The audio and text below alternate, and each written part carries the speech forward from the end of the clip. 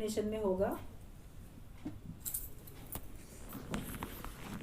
भगवत प्राप्ति के लिए जो लोग भी साधना करने आते हैं वो साधक कहलाते हैं, और साधक में ये गुण होने आवश्यक है। धैर्य होना उसमें ज़रूरी है, कल आप लोगों ने सबने सुना।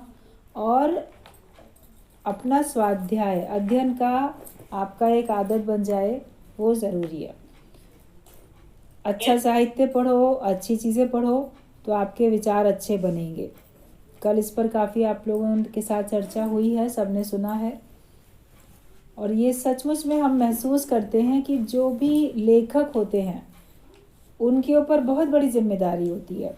भगवान ने उनको ये गुण दिया है, उनके पास ये कला है, अपनी लेखन शक्ति से वो अपने अच्छे या जो भी भाव हैं उनको अच्छे शब्दों में पिरो सकते हैं और लोगों तक वो पहुंचाने का कार्य करते हैं। तो जो भी लेखक हैं या कवि हैं, रचयिता हैं जो भी, तो वो हमेशा ऐसा रखें लिखने का अपना कार्य कि जिससे अच्छाई फैले, समाज में अच्छाई फैले। जैसा सुंदर समाज सब लोग चाहते हैं।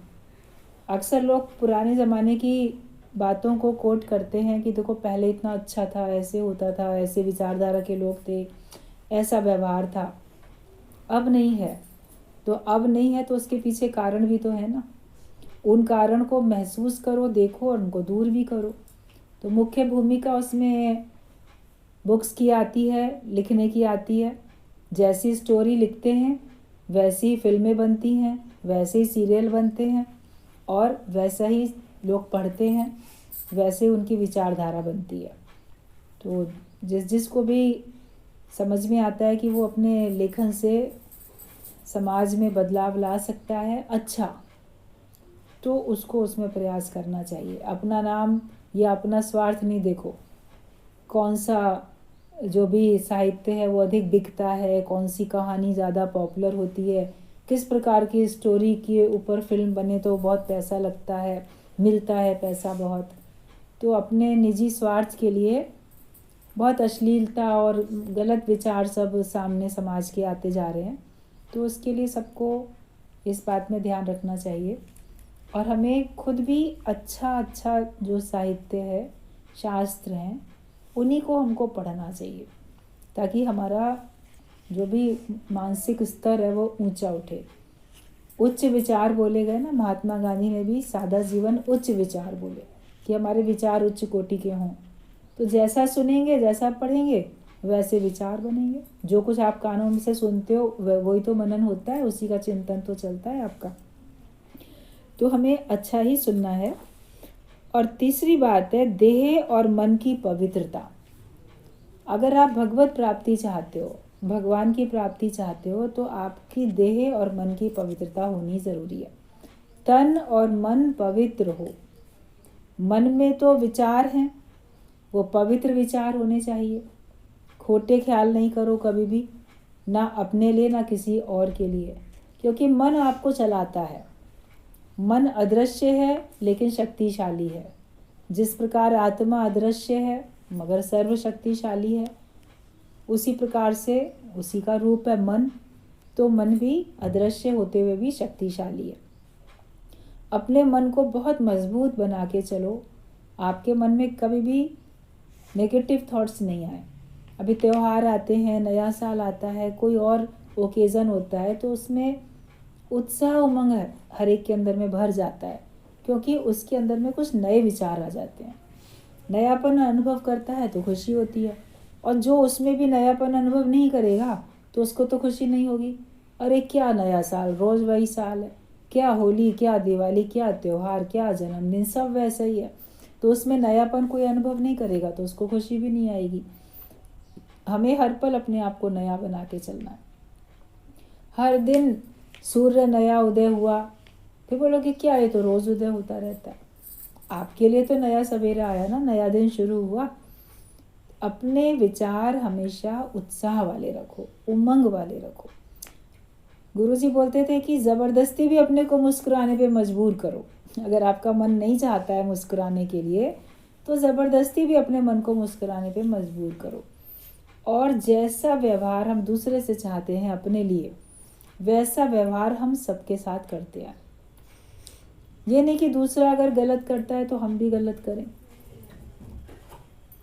कल भी एक ने अपना अनुभव बताया कि बोले कि पड़ोस में जो भी लोग कोई रहते थे, उनके पड़ोसी, अपने आसपास के पड़ोसी लोगों से तो उठना बैठना होता ही है।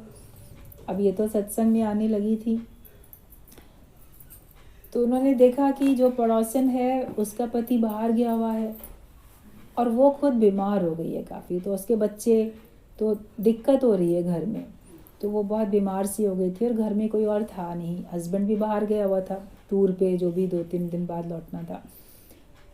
तो ये चली गई उनके घर पे, सेवा की उसकी भी, उसके बच्चों का भी, सब ख्याल, सब जैसे भी देखा। 1-2 दिन ठीक ठाक सब हो गया। इनको अपने आप को भी मन में बड़ी खुशी हुई कि चलो पड़ोस में दिक्कत थी तो हम गए। अब उनके पति भी आ गए, फिर उसके बाद वो नहीं गई। मगर फिर उन्होंने बताया कि एक दिन जा रहे थे सत्संग के लिए या कहीं के लिए निकल रहे थे, वो महिला सामने से आ रही थी, तो देख कर भी अनदेखा किया, मुस्कुराया तक नहीं। बोले मन बड़ा ना खिन्न हुआ कि देखो समय पे हमने इनकी इतनी मदद करी है, जानती भी है और ऐसा भी नहीं कि जानती नहीं है, तो कुछ नहीं बोलती, कम से कम आमना सामना हो रहा है तो देख के मुस्कुरा तो लेती। और कैसे लोग हैं, भलाई का ज़माना ही नहीं है, भला करो और तो भी लोग उसका कोई एहसान ही नहीं मानते हैं। कुछ हमें चाहिए नहीं, लेकिन कम से कम मुस्कुराती तो देखो, मुस्कुराहट भी तो चाहिए ना। उसी से मन खिन्न हो गया कि इससे तो अच्छा किसी के लिए कुछ करना ही नहीं चाहिए, ये मन में भाव आया। और भाव अपने मन में ही रखे। फिर उन्होंने कहा कि जब ऐसे कभी थोड़े ही लोग बैठे थे, अवसर मिला, तो उन्होंने गुरुजी से ये बात कही कि ऐसे ऐसे किसी ने व्यवहार किया, तो हमारे मन में तो आया कि आप किसी के संग, दुनिया वालों के संग कुछ भला करने का ज़माना ही नहीं रह गया, नहीं करना चाहिए। तो गुरुजी ने उनकी बात सुन के उनको तुरंत टोका। उन्होंने कहा अपने मन को ये आदत कभी मत डालो कि वो बुरा करे या वो अच्छा ना बने, तुम्हारी अच्छाई तुम्हारे साथ है।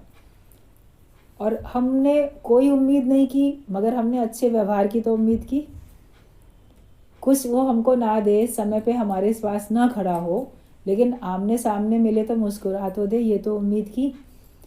तो अपने मन को कभी ये मत बताना कि मेरे संग लोगों ने बुरा किया है तो मैं भी अब किसी के संग अच्छा नहीं करूँगा। बोले वरना तुम्हारे मन को अच्छा करने की आदत ही नहीं रह जाएगी, तुम्हारा मन फिर कभी अच्छा नहीं बन पाएगा। तो लोगों के व्यवहार से आप अपने आप को गिरावट की ओर नहीं लेके जाओ। तो मन में ये विचार आता है कि हमने आज दिन तक सबके लिए बहुत भला किया, बहुत अच्छा किया, मेरे लिए किसी ने क्या कर दिया और मैंने बेकार किया। मैंने अपने दूसरे लोगों को समय देके उनकी मदद करके मैंने तो अपना समय बर्बाद किया, अपना समय, अपनी शक्ति, अपना धन सब खराब जैसे हो गया, उससे मुझे कोई फ़ायदा नहीं मिला। तो अब मैं किसी के लिए कुछ नहीं करूँगा, लोग मेरे लिए नहीं करते तो मैं भी किसी के लिए कुछ नहीं करूँगा। तो ये विचार मन में आ जाता है। और अगर ये विचार आप अपने मन में रख लोगे तो फिर आप कभी भी भगवत प्राप्ति के मार्ग पे चल नहीं पाओगे और आप अपने अंदर दुख, उदासी, निराशा को एक परमानेंट स्थान दे दोगे कि वो हमेशा के लिए मेरे मन में वो बातें घर कर जाएंगी। तो हम आए हैं अच्छा बनने के लिए, हम आए हैं परमात्मा के जैसे बनने के लिए। कहा जाता है नेकी कर दरिया में डाल। भाई आप अच्छा काम करो, उसको बस ऐसे दरिया में डालने का मतलब ये होता है कि फिर तुम्हें पलट के याद नहीं आए कि मैंने अच्छा किया, आपसे अच्छा होता चला जाए। और किसी एक के व्यवहार के या अनेक लोगों के, अज्ञानी लोग तो होते ही वैसे हैं, पता नहीं किसका मूड कब कौन सा क्या है, कौन सी क्या किस विचार में चल रहा है। कभी कभी एक मनुष्य अपने अंदर से ही प्रसन्न नहीं होता है, उसका मूड ऑफ होता है, तो उस समय वो किसी जानकार के सामने भी नहीं पढ़ना चाहता है। देखो कभी आप बड़े दुखी हो तो आप किसी के सामने नहीं पढ़ोगे, आप अकेले कमरे में जाके मूड ऑफ करके बैठोगे, आंसू बहाओगे। आप उस समय नहीं चाहते कि मेरा प्रिय भी कोई आके मेरे से हमदर्दी की बात भी करे। अपने कष्ट को आप बताना नहीं चाहते हैं अगर किसी को, या किसी के साथ उसको बांटना नहीं चाहते हो, तो आप ये भी नहीं चाहोगे कोई आपके पास आए, मिले, बैठे, बात करे। तो हो सकता है उसका मूड कौन सा हो, कैसा हो, जो उसने आमने सामने पढ़ी तो नहीं मुस्कुराया या क्या किया। कभी कभी मनुष्य सोचता है ये सत्संग में जाते हैं तो हमको भी सत्संग में जाने के लिए बाध्य करेंगे, हमको ना दबाव डालेंगे, नहीं ज़रूर चलो, इसलिए भी वो अनदेखा कर लेते हैं। अंदर में भावना कुछ और नहीं होती, लेकिन वो खुद अच्छे रास्ते पे चलना नहीं चाहते हैं कि लोग हमें टोकेंगे, हमको कहेंगे सत्संगी लोग चलो, और हम चलेंगे नहीं, तो इससे अच्छा इनको देखो ही मत, इनकी तरफ बात ही नहीं करो। तो वो आपसे दूरी बना लेते हैं, जबकि आपका कोई दोष नहीं होता उसमें, लेकिन वो दूरी बना लेते हैं। ये उनका अपना स्वभाव है, व्यवहार है, उनकी अपनी चाहत है। जो जैसा भाव जगाता है, जो जैसा जीवन अपना बनाना चाहता है, वैसा ही वो बनाता है। आपके ऊपर भगवान की कृपा हुई कि आपका मन अच्छा बनना शुरू हो गया और आपका मन सत्संग सुनने लगा, आपका मन सत्संगी होने लगा। मन भी तो ज्ञानवान हो जाता है ना, अगले का मन ही अज्ञानी है, लेकिन आपका मन धीरे धीरे ज्ञानवान बनता है, ज्योत स्वरूप बन जाता है, भगवान का रूप बन जाता है। तो इसके लिए दूसरे के गलत व्यवहार की वजह से हम अपना अच्छा व्यवहार कभी ना छोड़ दें। अपने मन को ऐसी आदत डालो कि मुझे तो अच्छे रास्ते पे चलना है, तो ये हमारे मन में पवित्र भाव रहते हैं, और पवित्रता परमात्मा के भाव से पवित्रता आती है।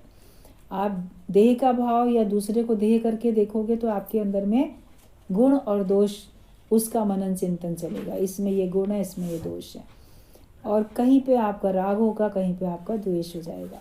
लेकिन पवित्र भाव जो होता है, जिसमें एक शुद्ध भाव, भगवान का भाव, वो ही हमारे अंदर में रह जाए। जो भी राग द्वेष ईर्ष्या वैर, ये सब जो है, कोई चाहत है, कोई डहा है किसी के लिए, मन में जलन है, ये सब हमारे मन को अपवित्र करते हैं। तो अपने मन को पवित्र रखना बहुत ज़रूरी है। मन में खोटे ख्याल ना आए, ना अपने लिए नेगेटिव सोचो, ना किसी और के लिए सोचो। दूसरा है ही नहीं, दूसरे के लिए अगर आप अच्छा नहीं सोचना चाहते तो बुरा भी नहीं सोचो। ये मान के चलो दूसरा है ही नहीं, मैं ही हूँ, और मुझे बस केवल अपने पे ध्यान देना है। मेरी उन्नति कैसे हो, मेरा ये अंतिम जन्म कैसे बने, हर एक चाहता है कि ये मेरा अंतिम जन्म हो, अगर वो भगवान को पाने में प्रयास कर रहा है तो, कि ठीक है अब ये मैं इतनी मेहनत करूं कि मुझे बार बार इस जन्म मरण के चक्कर में आना ना पड़े। बार बार आएंगे, दुख पाएंगे, फिर कर्मों में पड़ेंगे, और इसी चक्कर से, झंझट से हम छूटना चाहते हैं। अपने मन को पवित्र रखो। मन में पवित्र भाव होंगे, शुद्ध भाव होंगे, तो आपके कर्म भी पवित्र और शुद्ध होंगे, आपकी देह भी शुद्ध पवित्र बन जाएगी।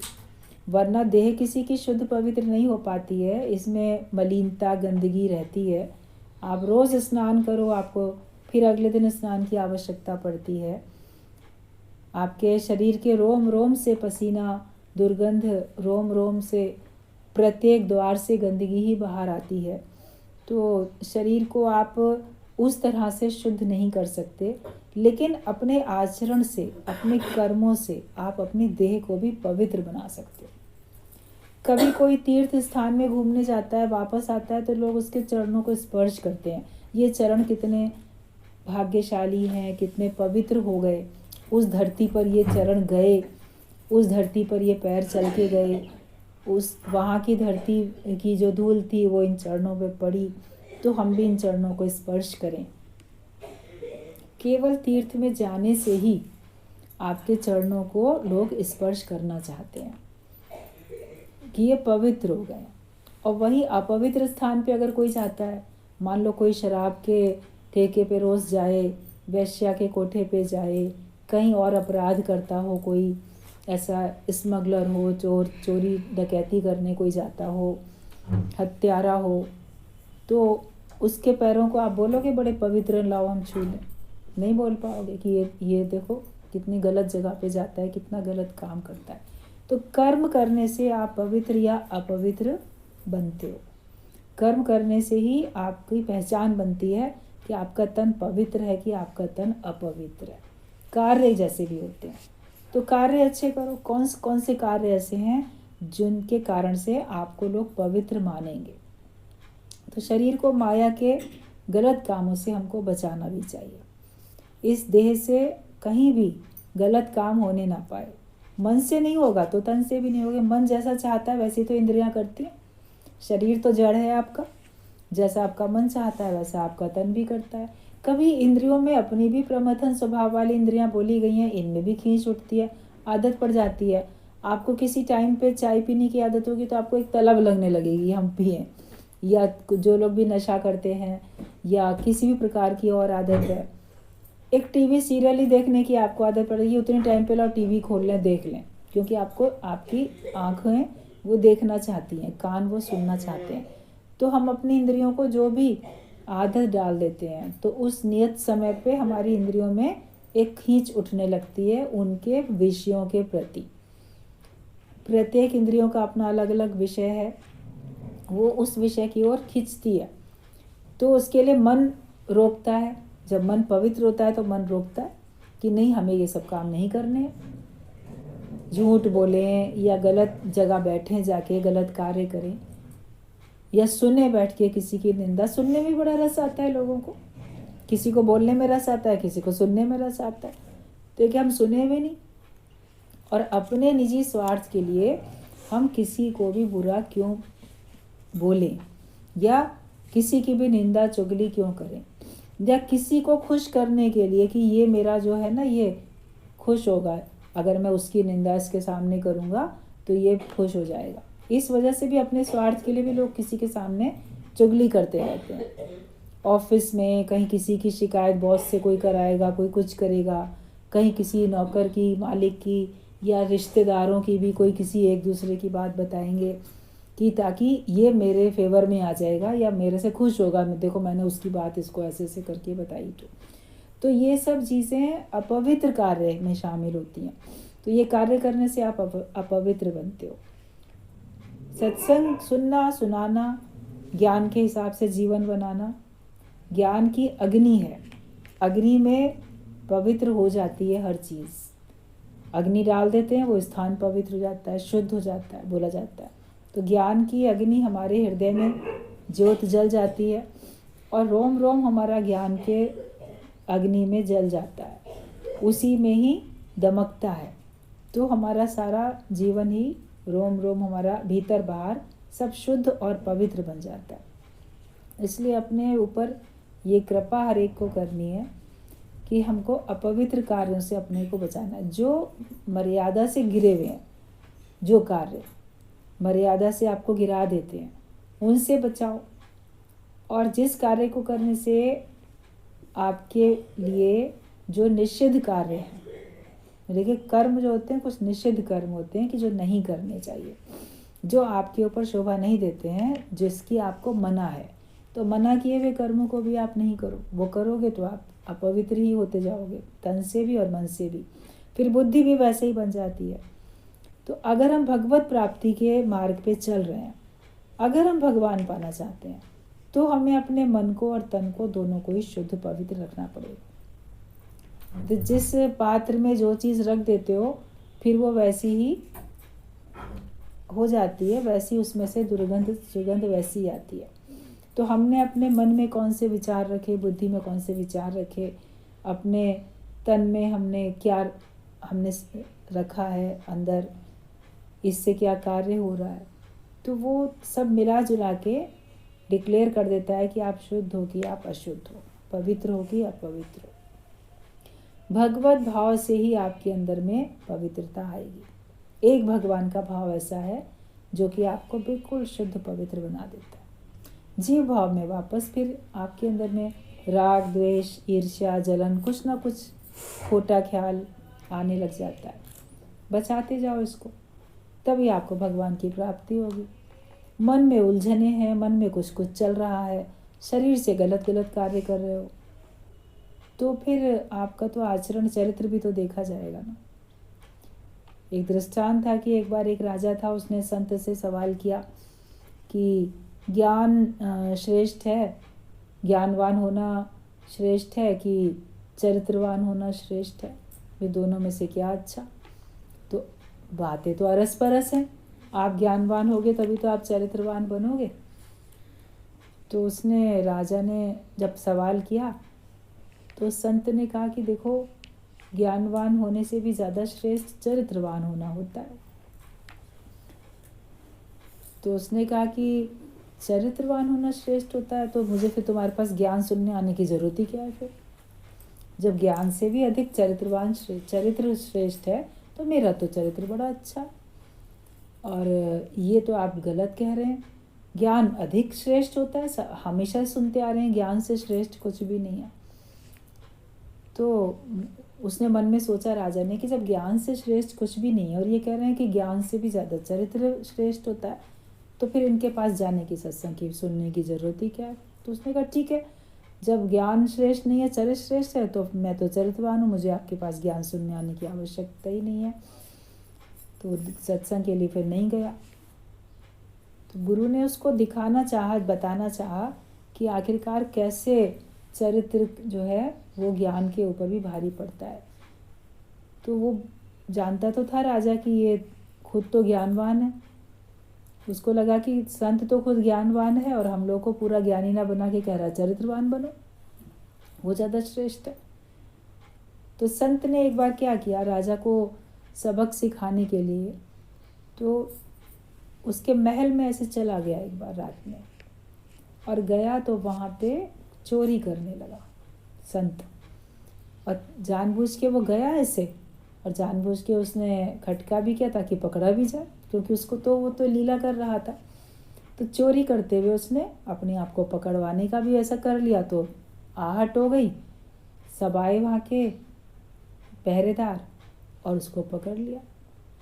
तो जैसे पता चला कि कोई चोर घुसा था महल में, उसने चोरी की, तो राजा को भी पता चला, अरे कौन, किसकी हिम्मत पड़ी, कौन आया हमारे यहाँ चोरी करने के लिए, ज़रा सामने लेके आओ। सामने लाए तो देखा तो गुरु था। बोला अरे आप, और आप तो इतने ज्ञानवान हो और आपने ऐसा किया, चोरी की, ये तो बिल्कुल आपके ऊपर शोभा नहीं दे रहा। बहुत शर्मिंदा हुआ कि लोग क्या सोचेंगे, ये मेरा गुरु है और ये ऐसे कर रहा है। तब जब वो इतना इस बात से खुद ही शर्मिंदा हो गया, फिर कहता है आपने ऐसा क्यों किया, आपको क्या आवश्यकता थी और आप चोरी कर रहे हैं। तब उसने कहा कि क्या मेरा ये जो कार्य है तुम्हें अंदर से पसंद आ रहा है? बोला बिल्कुल नहीं, आप ज्ञानी हो तो फिर आपके ऊपर तो ये काम शोभा ही नहीं देता है। तो उसने कहा, इसीलिए मैंने कहा था ना कि बोला कि अब अगर लोग सब जानेंगे तो कोई भी मेरे पास क्या सत्संग सुनने के लिए आएगा? अगर लोग ये जानेंगे कि ये चोरी करता है तो क्या कोई आएगा, या तुम अब मेरे को गुरु मानोगे? बोला अब मैं आपको गुरु नहीं मान सकता, क्योंकि आप ऐसे चोरी कर रहे हैं।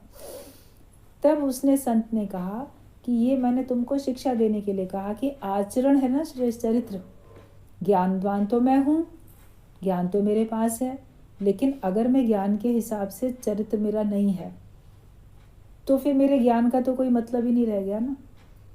जो तुमने कहा था कि ज्ञान श्रेष्ठ है और चरित्र श्रेष्ठ नहीं होता है, लेकिन अगर तो मेरे पास तो ज्ञान तो है ना, तो तुम मेरे चरित्र को क्यों देख रहे हो? भाई मेरे ज्ञान को देखो। बोला नहीं, क्या अकेले कैसे देख सकता हूँ।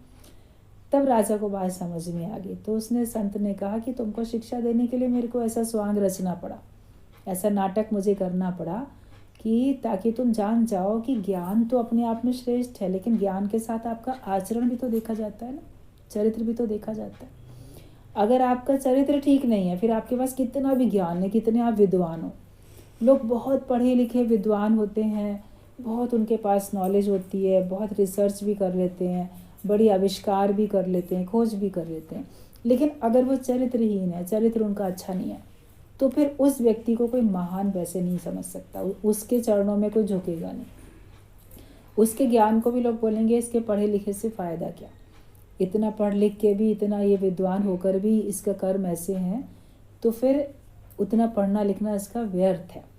तो ब्रह्म ज्ञान को भी हम इतनी ऊंची पढ़ाई पढ़ते हैं और उसके बाद भी अगर हमारा आचरण ठीक नहीं है, हमारी कर्म ठीक नहीं है, तो फिर वो हमारे ज्ञान को भी ढक लेते हैं। तो तन का भी, हमारा कर्मों का भी हमारा पवित्र होना बहुत आवश्यक होता है। हमारे कर्मों से, हमारे व्यवहार से हमारी पहचान होती है कि हम क्या हैं। अज्ञानी तो अज्ञानता का ही व्यवहार करेगा, लेकिन ज्ञानी तो हर एक के साथ ज्ञान का व्यवहार करेगा, वो देख के थोड़ी ना व्यवहार करेगा। तो जैसे फूल होता है, उसमें सुगंध है, तो वो तो सभी को सुगंध देता है। वो ये नहीं बोलता कि ये अच्छा है तो इसको मैं सुगंध दूँ, या बुरा है तो मैं सुगंध ना दूँ। भेदभाव करके थोड़ी सुगंध देता है। सूर्य है, भेदभाव करके वो किसी को प्रकाश नहीं देता। बादल भेदभाव करके किसी को बरसात नहीं करते कि इसके घर पे बरसेंगे, इसके घर पे नहीं बरसेंगे। धरती भी भेदभाव करके फल नहीं देती है। एक कोई भी बीज उसमें डालेगा, जो जिस प्रकार का डालेगा वो उसको वैसे ही फल देती है। ये भी नहीं सोचे कि पापी है, इसकी फसल जो है मैं ना इसको अच्छी दूँ, इसके खेत में अच्छी फसल ना होने पाए। जो पुण्यात्मा है उसके खेत में अच्छी फसल हो जाए।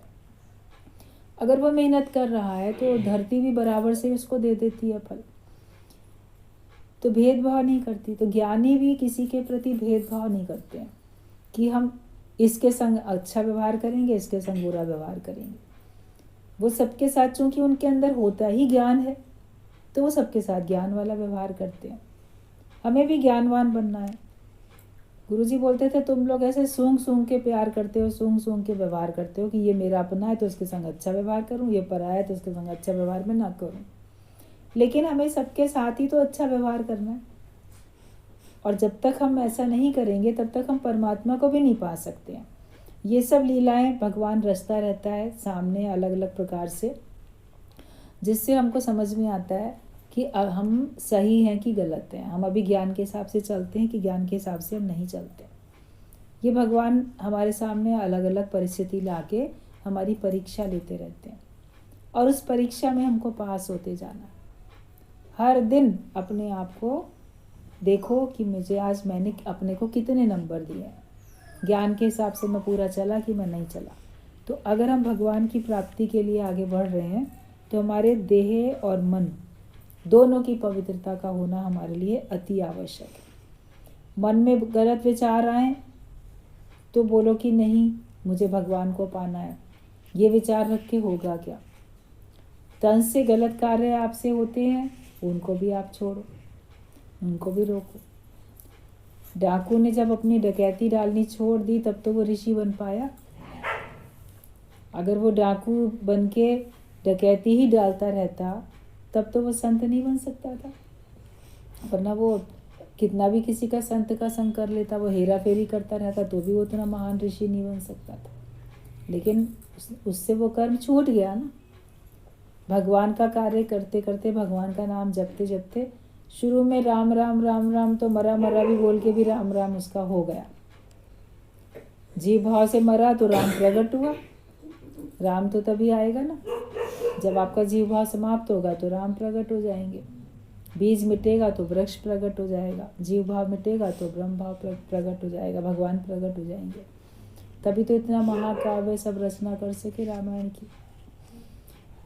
अपने कर्मों को हमको जरूर देखना है।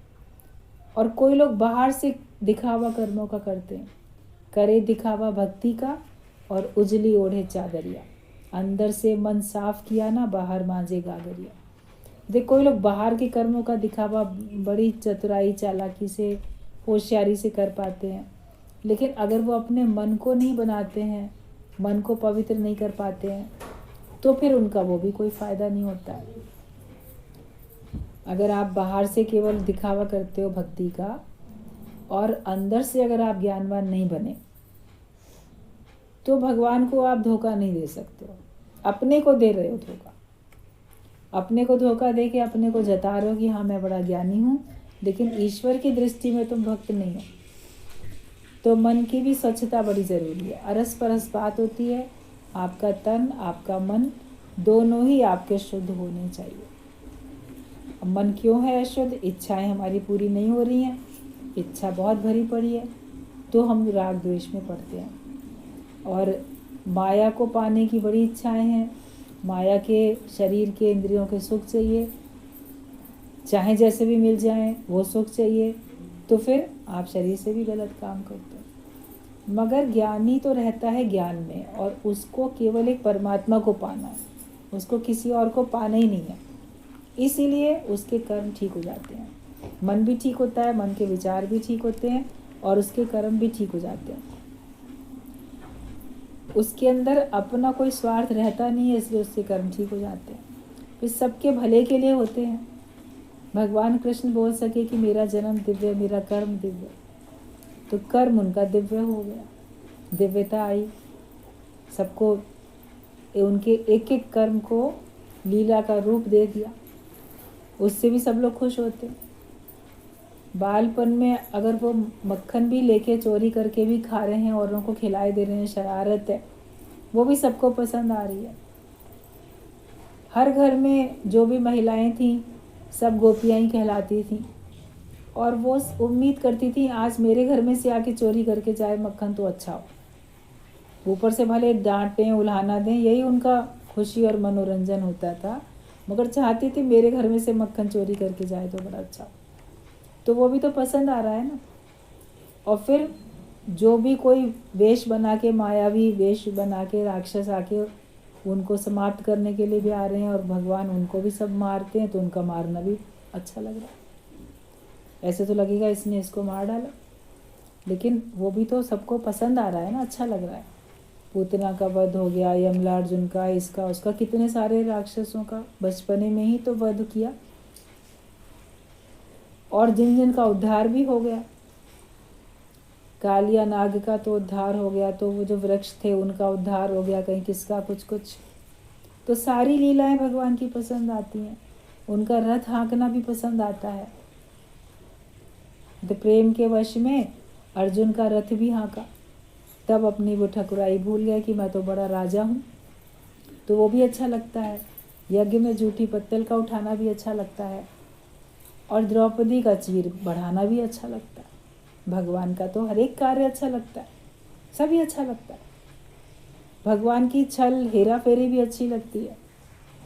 कहाँ एक साग का छोटा सा वो पत्ता खा के पूरे दुर्वासा उनके सारे शिष्यों का सबका पेट भर दिया, कहीं कैसे छल करके कहीं इसको उधर उसको उधर कर दिया। बहुत सारी बातें ऐसी हैं। एक एक लीला अगर देखो तो भगवान ने कहा कि मेरा जन्म दिव्य है तो मेरा कर्म दिव्य है, क्योंकि जो कर्म है वो पवित्र है, पवित्र भावना से किया जाता है, और उसमें निजी स्वार्थ नहीं है। जो भी कर्म हमारा निजी स्वार्थ से रहित होगा वही कर्म हमारा पवित्र होगा, जो सर्व के हित के लिए होगा और अपने भी हित के लिए, अपना नुकसान भी नहीं और दूसरे का भी नुकसान नहीं, फिर जो कर्म होगा तो वो हमारा पवित्र होगा। तो अगर हम भगवत प्राप्ति चाहते हैं तो हमारे अंदर ये गुण होने चाहिए, देह की और मन की पवित्रता। तो अपने अंदर पवित्र भाव रखो, ज्ञानवान होके रहो, तो फिर सब राइट होता जाएगा। आपका विचार भी और आपका कर्म भी सब आपके राइट होते जाएंगे। अगला पॉइंट है कि तीव्र आकांक्षा या व्याकुलता, मतलब कि भगवान को पाने की तीव्र आकांक्षा होनी चाहिए, एक तरीके से व्याकुलता होनी चाहिए। जैसे आपका बड़ा कोई प्रिय कहीं खो जाता है तो आपको उसको पाने की कितनी व्याकुलता होती है। मेले में अगर आपका बच्चा हाथ छूट गया, कहीं इधर हो गया, तो कितनी व्याकुलता होती है, अरे मेरा बच्चा कहाँ चला गया। बच्चे को व्याकुलता होती है, अरे मेरे मम्मी पापा कहाँ चले गए।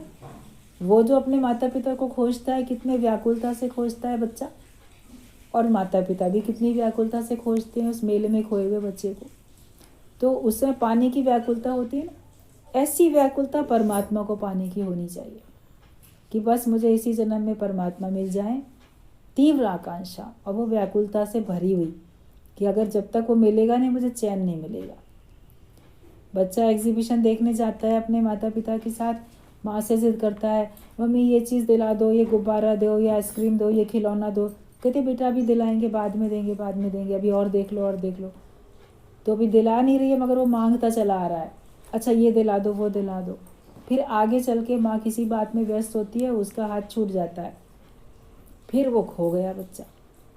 अब और लोग उसको गोद में लेते हैं, अच्छा तुम्हारी मम्मी को ढूंढ रहे हैं, तो रो नहीं, अच्छा ये खिलौना ले लो, ये आइसक्रीम खा लो, ये चॉकलेट ले लो, या गुब्बारा। जिन जिन बातों की फरमाइश वो अपनी माँ से कर रहा था वो सारी चीज़ें बाकी लोग उसको दे रहे हैं, मगर अब वो नहीं ले रहा है। नहीं नहीं ये नहीं, मेरी माँ किधर है, मेरी माँ की। और जब मिल जाती है माँ तो बस अब नहीं कुछ चाहिए, माँ मिल गई इतना काफ़ी है। तो ये हो इतनी व्याकुलता, संसार के पदार्थ कोई दे भी तो लगे नहीं नहीं पहले परमात्मा मिल जाए ना। वो मिल जाए उसके बाद मुझे और कुछ चाहिए। तो ईश्वर को पाने की इतनी तीव्र आकांक्षा, इतनी तीव्र व्याकुलता जब तक नहीं होगी तब तक आपको भगवत प्राप्ति भी नहीं होगी। अब अपने अंदर देखो क्या इतनी है व्याकुलता। मिल जाएगा ठीक है भगवान, सभी कुछ चाहिए, माया भी चाहिए, ये भी चाहिए, माया के बिना तो काम ही नहीं चलता है, ये नहीं होता, वो नहीं होता। अभी सुख में रहना चाहते हैं, सुखी होके भगवान को पाना चाहते हैं, सुख के साथ भगवान को पाना चाहते हैं। लेकिन हम केवल भगवान को पाएं, सुख दुख तो प्रारब्ध की बात है। भगवान को जो देना होगा वो हमें दे ही रहा है, देता चला है, बिना मांगे भी दे रहा है, आगे भी देता जाएगा।